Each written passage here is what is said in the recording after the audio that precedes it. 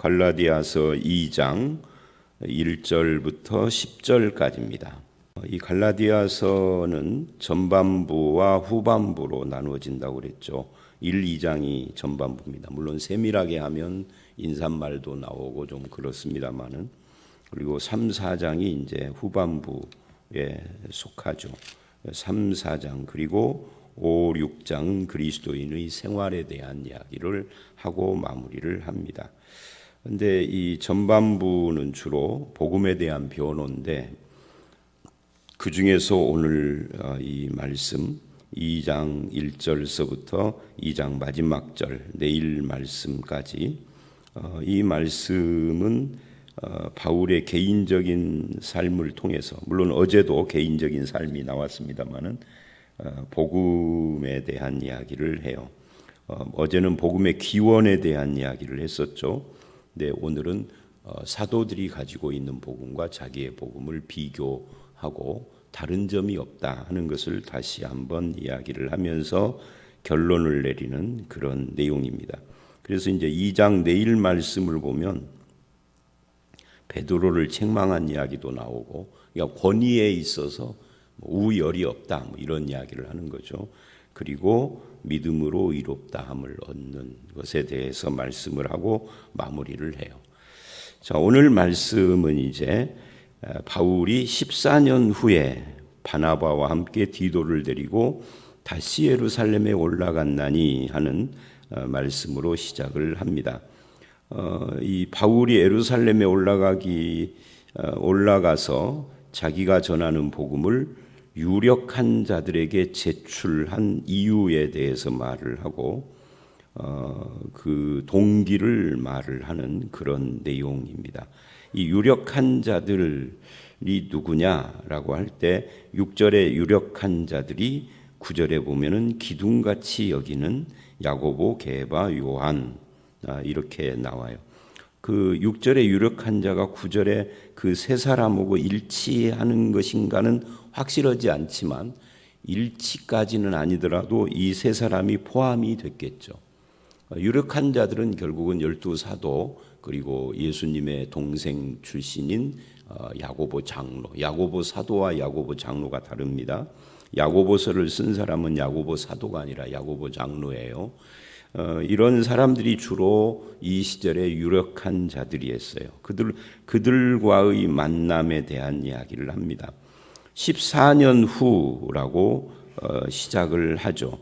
이 14년 후에 대해서 매일 성경이 설명을 하는데, 보통 전통적으로는 이것이 14년 후가 사도행전 15장의 예루살렘 공의회하고 관계가 된다라고 봐요. 저도 그렇게 봅니다. 근데 이 매일 성경은 상당히 이제 현대의 해석들을 많이 참고해서 쓴 글들이 요즘은 많이 등장을 해요. 그래서 다른 설명을 하죠. 그건 뭐 참고를 하십시오.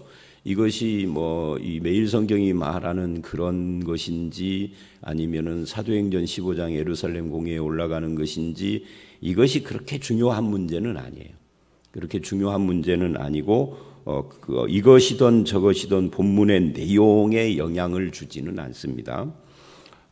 그런 14년 후에 한 다음에 내가 바나바와 함께 디도를 데리고 다시 예루살렘에 올라갔다. 이 바나바하고 아직 이 바울이 헤어지지 않은 그런 상황이니까 이게 2차 전도 여행과 관계 있는 건 아닙니다.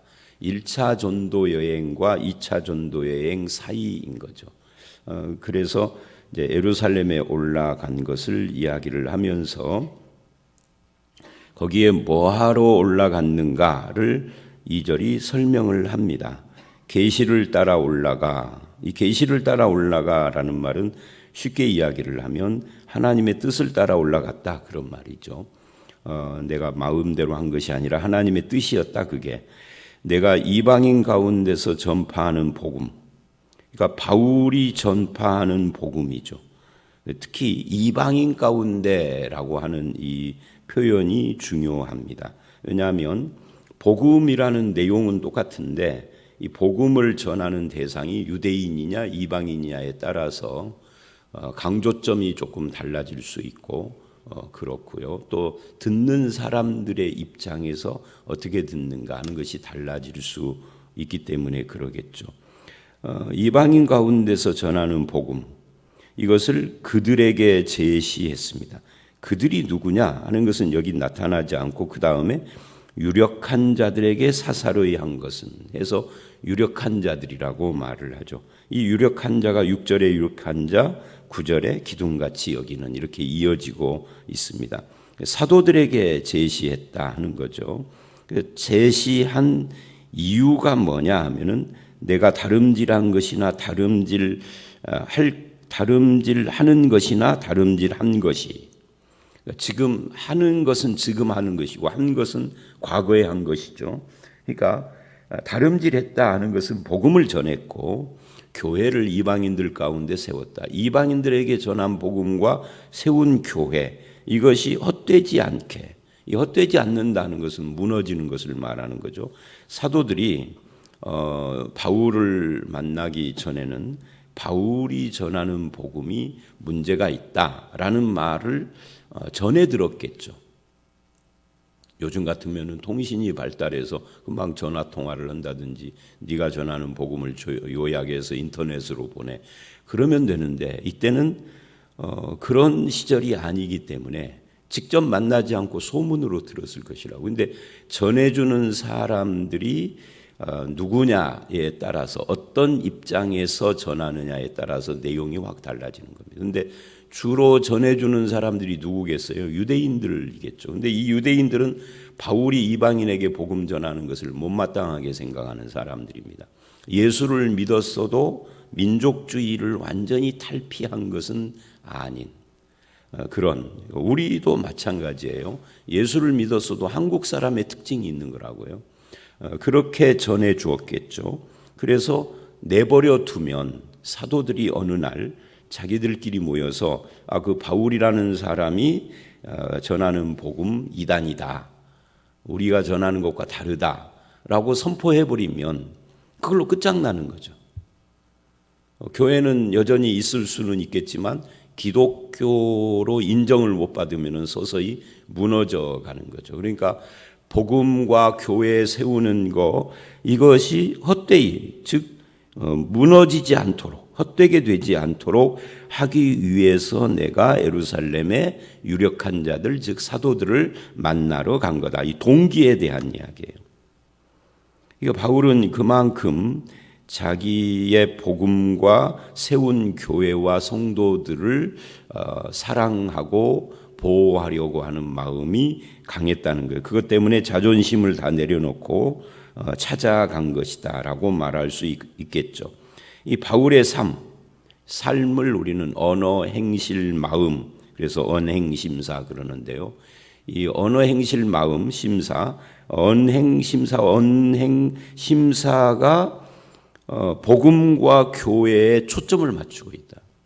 골로새서를 보면은 골로새서 2장에서 바울이 자기의 모든 것이 복음을 위한 것이다라는 표현을 진하게 하는 그런 내용이 나와요. 그 그리스도의 남은 고난을 내 몸에 육체에 채우려고 한다, 뭐 이런 표현도 하고요. 그러니까 그만큼 교회와 복음에 목숨을 걸었다는 거죠. 자기 삶과 언행 심사를 다 쏟아 부었다 하는 것을 알 수 있습니다. 자기의 고집이나 자존심이나 야망이나 명예, 체면, 이익이나 이런 것이 동기가 되지 않고, 그런 것들이 동기가 되면은 결국은 추한 것들이 나타날 수밖에 없어요. 빌립보서에서 바울은 내가 사는 것이 그리스도니 죽는 것도 유익하다라고 할 정도로 그리스도 중심, 복음 중심, 교회 중심이었다 하는 것을 이 2절을 통해서 1, 2절을 통하여서 우리가 느끼게 됩니다. 우리도 신앙생활을 하면서 그래야 되겠죠. 성경 중심, 하나님 중심, 하나님 중심, 그리스도 중심 같은 거니까 교회 중심, 이 세 가지가 변하지 않아야 해요. 이 3절로 5절 그러나 그래요. 그러나 나와 함께 있는 헬라인 디도까지도 억지로 할례를 받게 하지 아니하였으니, 이 말을 왜 하는가? 이게 이제 중요한 문제겠죠. 이게 내일 말씀인 12절로 14절을 보면은 게바를 책망을 합니다. 게바가 베드로인데 이 베드로가 이방인들과 함께 식사를 하다가 야고보가 보낸 사람들, 야고보로부터 온 사람들이 온다는 말을 듣고 도망가 버려요. 그러니까 아직까지도 베드로인데도 불구하고, 그건 내일 가서 좀 더 말을 해야 되겠지만, 아직까지도 이방인에 대해서는 알레르기가 있었단 말이죠. 베드로는 자기 자신이 그거 다 없어졌다 했지만 야고보가 보낸 사람들이 온다는 소리를 들으니까 자기도 모르게 벌떡 일어나 도망. 바울이 그걸 책망을 해요. 그것과 이 3절에 헬라인 디도까지도 하는 것과 연결이 되어 있는 겁니다. 무슨 말이냐면 헬라인 디도는 일단 이방인인 거죠. 근데 이 헬라인이 성전에 들어간다든지 또는 이스라엘 사람들과 만나서 교제를 하려면 이방인이 유대인으로 또는 유대교로 이렇게 귀하, 그러니까 개종을 하는 것 같은 그런 의식을 해야 하는데 그게 할례인 거죠. 그런데 그거 억지로 할례 받게 하지 않았다. 이 말은 바울이 자기가 전하는 복음은 A라고 전해놓고 행동은 B로 하지 않았다, 그 말이에요. 그러면 A, 그 복음을 전하는 바울이 주장하는 A 그 내용이 뭐죠? 성경에 A라는 말 없어요. A, B를 나누려고 하는 것이죠. 전자와 의자를. 그 A가 뭐냐면 유대인이든 이방인이든 예수 그리스도 안에서는 다 같다. 다 죄인이고 그리스도의 복음으로 구원받으면 한 형제다.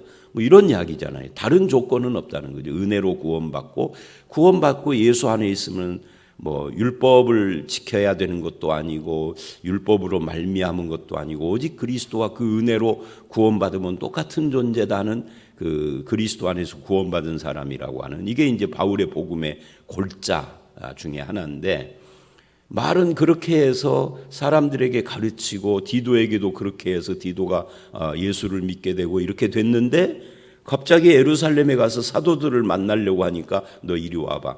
내가 부탁하는데 이번 한 번만 할례 받고 가자. 잡음 없게 하기 위해서 이렇게 안 했다는 거죠. 그러니까 말과 행실이 같았다는 거예요. 설교하고 사는 것이 같았다.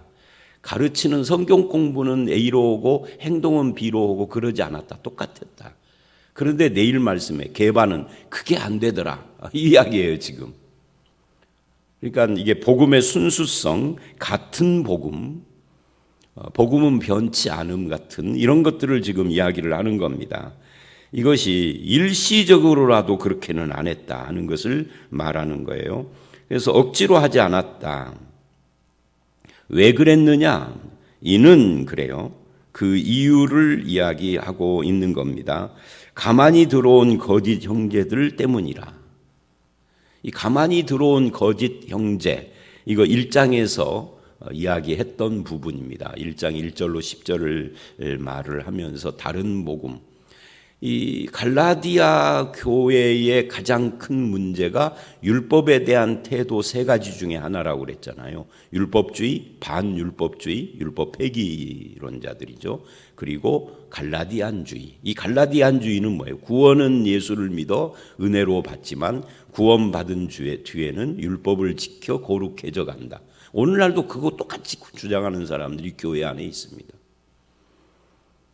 근데 그런 갈라디안주의자들, 그 거짓된 형제들, 그들이 봐라, 바울도 그거 아니라고 가르쳤으면서 사도들을 만나려니까 할례를 받게 하는 거 보면은 우리하고 다를 게 뭐 있냐, 똑같지 않느냐라고 비방하고 그것을 가지고 갈라디아 교회 교인들을 미혹하고 이렇게 할까봐 바울은 절대 그렇게는 안 한다라고 했다는 거죠. 여기서도 교회를 사랑하는 것이 나타나고 있어요. 그러니까 그 다음에 이렇게 말을 하죠.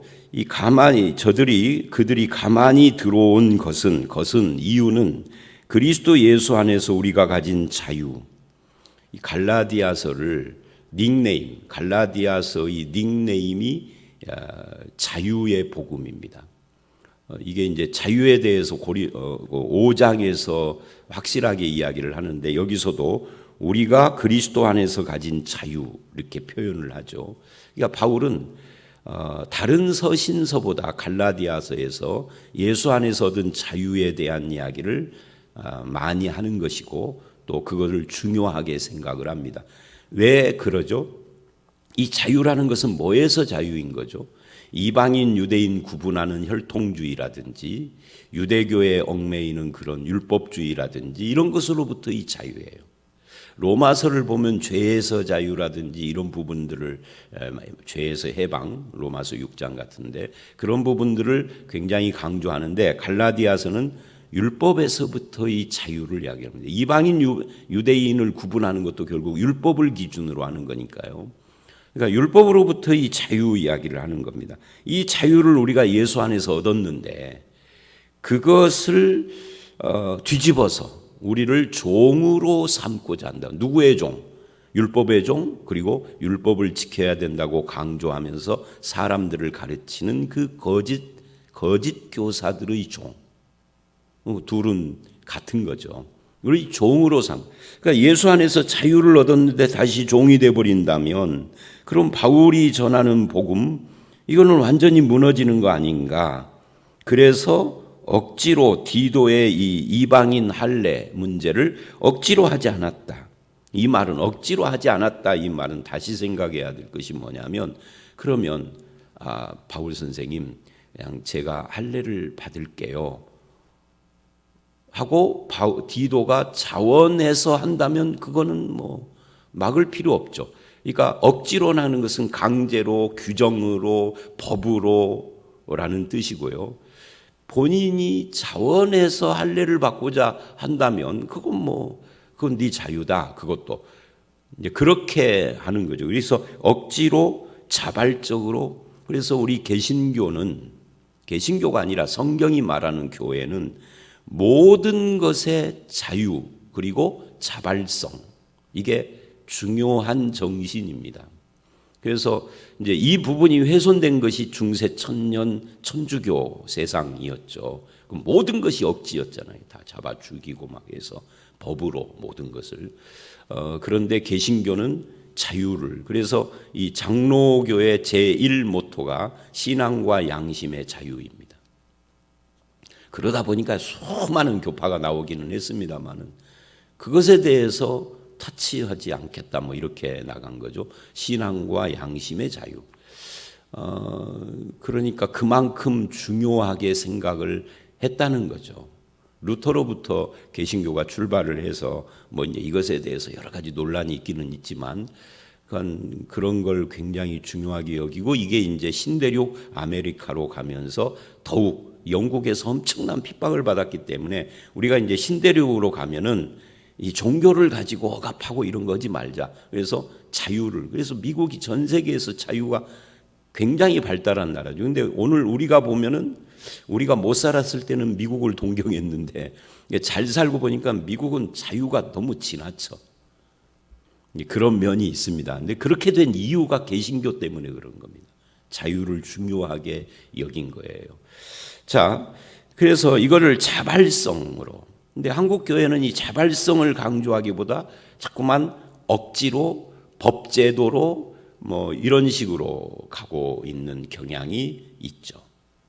강제로. 목사님이 강하게 말씀해 달라고 그러고, 신앙은 그런 것이 아니에요. 목사가 강하게 말해서 되는 것이라면 그건 신앙이 아닙니다. 자원해서 자발적으로 해야 헌금이 됐던 헌신, 봉사가 됐던 그것이 참된 신앙인 거죠. 목사는 그 자원하는 마음이 생기도록 최선을 다할 뿐인 거죠. 해, 이렇게 이거 당신이 해, 저거는 당신이 하고, 이렇게 하면은 군대 이기는 해도 교회는 아니에요. 근데 한국 교회는 그쪽으로 많이 가요. 많이 가니까 장단점이 있죠. 일이 빨리빨리 되고 착착착착 되지만 그것이 어그러지면 교회가 완전히 파토가 나는.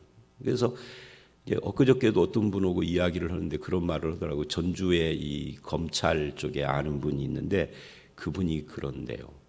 제발 좀 목사님들 좀 쌈 좀 하지 말으라고.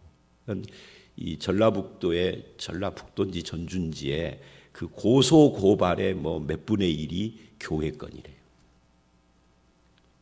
그러니까 이게 그런 일들이 자꾸 일어나는 이유 중에 하나예요. 자원하는 마음을 키워줘야 되는데 다시 돌아와서 그래서 억지로 하지 않는다는 것도 이게 복음의 본질과 같은 것이고 우리가 가진 자유와 이걸 대조하는 것도 복음의 본질을 이야기를 합니다. 결국은 이 1절로 5절은 5절에 우리가 한시라도 그들에게 복종하지 않았다. 이는 복음의 진리가 항상 너희 가운데 있게 하려 함이라. 이 복음 때문에 그런 거죠. 이게 율법주의를 경계하고 복음의 본질을 왜곡시키면서까지 사람들에게 인정받으려고 하고 그렇게 하지 않았다 하는 것을 지금 말하고 있는 겁니다. 그래서 이 교회를 사랑하는 마음, 교회를 지키려고 하고 복음을 그 본질을 진정성을 훼손하지 않으려고 하는 바울의 이 마음, 이런 것들이 여기서 보입니다. 그 다음에 6절로 10절 오늘 말씀의 두 번째 문단이에요. 유력한 자들 즉 사도들과의 관계를 이야기를 하면서 복음의 내용이 같다 하는 것을 확인했다 하는 것 지금 이야기하는 그런 내용입니다. 6절을 보면 유력하다는 자들 중에 이들 중에 본래 어떤 이들이든지 내게 상관이 없으며 이 상관이 없다 이 말은 바울에게 무슨 영향을 주어서 바울을 바꿀 수 있는 위치에 있지 않다는 거죠. 하나님은 사람을 외모로 취하지 아니하시나니 이 외모는 여기서 보면은 이제 어떤 직분 같은 걸 저들은 사도고 바울은 이 당시에 사람들이 12사도가 아니지 않느냐 그래서 사도라고 하는 것을 인정 안 하는 사람들도 있고 그러니까 또 사도라 해도 후발주자니까 외모로 하나님은 그렇게 나누지 않는다는 거예요. 저 유력한 자들은 내게 의무를 더하여 준 것이 없고 이 의무를 더하여 줬다. 이 말은 복음 이외에 어떤 의무, 즉 율법이 말하는 어떤 준수 사항 이런 것들을 지켜야 된다라고 사도들이 말한 적이 없다. 우리 예루살렘 회의 사도행전 15장 이제 이 본문이 그것과 관계되냐 아니냐 하고 이 전통적으로는 그것이라고 그러는데 현대에 와서는 자꾸만 아니다라고 다른 말을 이 매일성경도 그런 말을 하는데 그런 그 학자들의 논쟁을 떠나서 예루살렘 회의에서도 마찬가지잖아요. 율법을 지켜야 될 의무가 있느냐 없느냐 할 때 결론이 없다예요.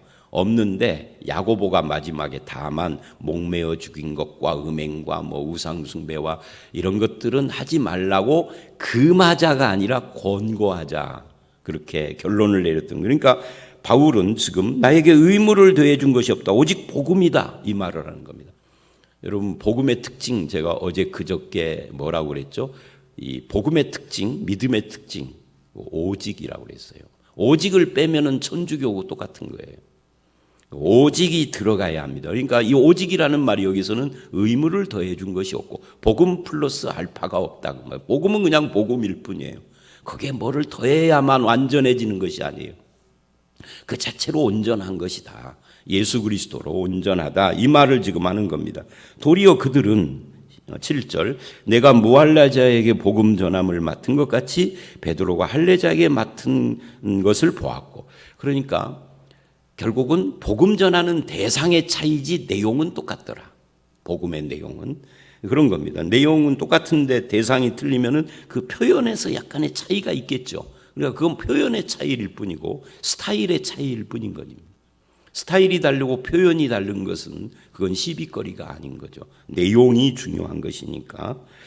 8절 베드로에게 역사하사 그를 할례자의 사도로 삼으신 이가 사실은 이제 이 부분은 좀 논란이 있을 수 있어요. 왜냐하면 베드로가 할례자, 즉 유대인들만 대상으로 복음을 전했느냐 하면은 그것은 아니에요. 왜냐하면 내일 말씀에 당장 11절 이하를 보면 바울과 게바가 함께 이방인들과 식사하고 있는 걸 보면 그렇지는 않아요. 그러나 이제 베드로가 주로 예루살렘에 거주하고 있어서 대상이 유대인들이었을 뿐이지, 이제 전설들이 많아요. 기독교에는 확인되지 않은 뭐 베드로가 어디 와서 무슨 성당을 세웠다 뭐 이런 천주교의 이 전설들을 보면 대부분 다 천주교 쪽에서 나온 것들입니다.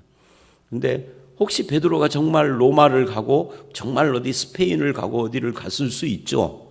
뭐 못 가라는 법은 없는 겁니다. 성경에서 그 제한하지 않았어요. 근데 여기서는 이제 바울과 베드로를 비교하다 보면 바울은 무할례자 즉 이방인에게, 베드로는 주로 유대인들에게 복음을 전하고 있는 상황을 근데 대상이 다르지 내용은 같다. 그래서 9절 기둥같이 여기는 세 사람 야고보, 게바, 요한도 내게 주시는 은혜를 알므로, 하나님이 바울을 세웠다는 걸 알았다는 거죠. 나와 바나바에게 친교의 악수를 하였으니, 이 친교의 악수를 하였다 하는 것은 너희가 우리하고 똑같은 복음을 전하는 형제고 같은 사도이니까 교제하자, 이렇게 나왔다는 이야기죠. 그래서 우리는 이방인에게로 그들은 할례자에게로 서로 방향만 바꿨지 내용이 같다. 그러니까 오늘 말씀 복음의 내용이 같다를 밑바닥에 깔고 지금 하는 이야기입니다. 그래서 마지막 결론이 10절입니다. 다만 우리에게 가난한 자들을 기억하도록 부탁하였으니. 그러니까 이거는 앞에 6절의 의무라는 말과 연결이 됩니다. 이건 의무가 아니고 부탁이다. 그죠?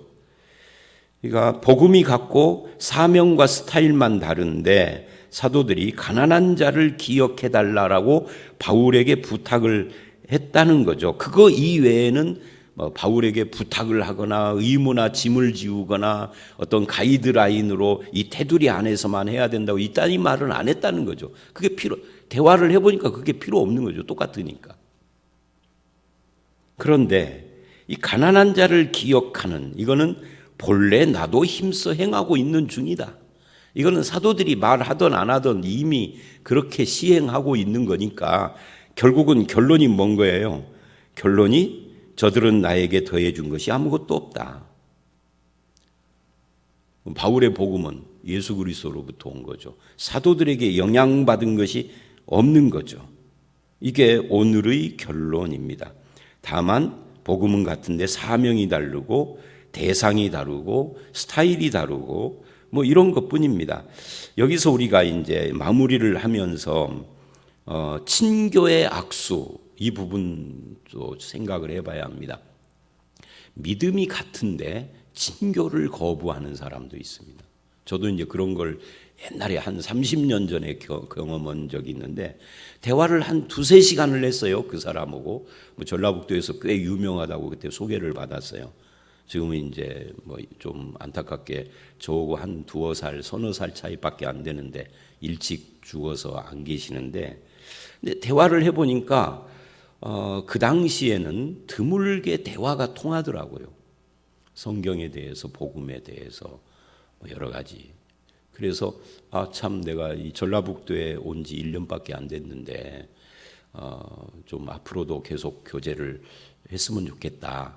그랬더니 계속 한 두세 시간을 같이 대화를 하고 서로 확인을 했으면서도 딱 그 말을 하니까 정색을 하고 그거는 안 된다 그러더라고요. 교제는 안 된다고.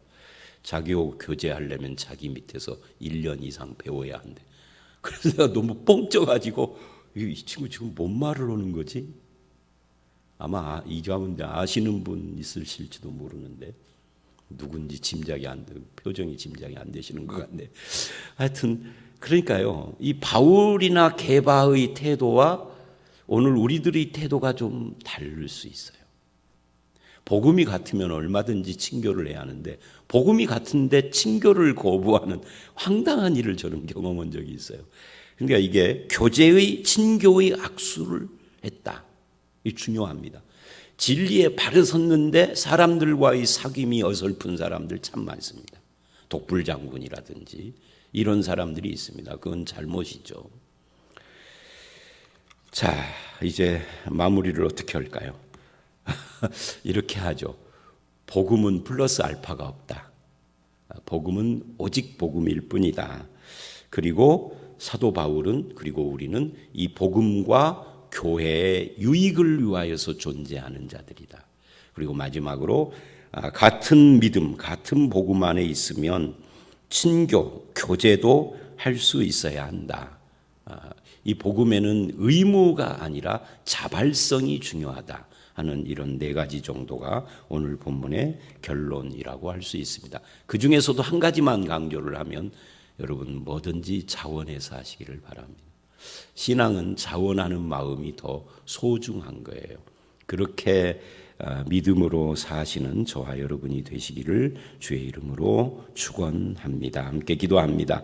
하나님, 사도 바울이 예루살렘에 올라가서 사도들을 만나고 서로가 가진 복음을 비교하고 그리고 친교를 한 이유가 오직 복음과 교회가 헛되지 않게 하기 위한 복음 사랑, 교회 사랑의 마음이었던 것을 봅니다. 할례를 받는 문제에 있어서도 억지로 강요하지 않고 자원하는 마음을 주고 우리가 가진 이 자유가 훼손되지 않는 것에 대하여서 관심을 가졌던 바울의 태도를 봅니다. 오늘 우리들도 복음을 사랑하고 교회를 사랑하고 늘 자유하는 마음, 자원하는 마음으로 주를 섬기며 같은 믿음을 가진 성도들과 함께하는 그런 삶을 살게 해 주시옵소서. 아버지 하나님, 내게 주신 은혜가 헛되이 되지 않기 위하여서 애를 쓰는 바울의 모습을 보면서 우리도 하나님의 은혜를 훼손하지 않는 삶을 살도록 주님 우리와 함께해 주실 줄 믿사옵고 예수님 이름으로 기도드려 싸움나이다. 아멘.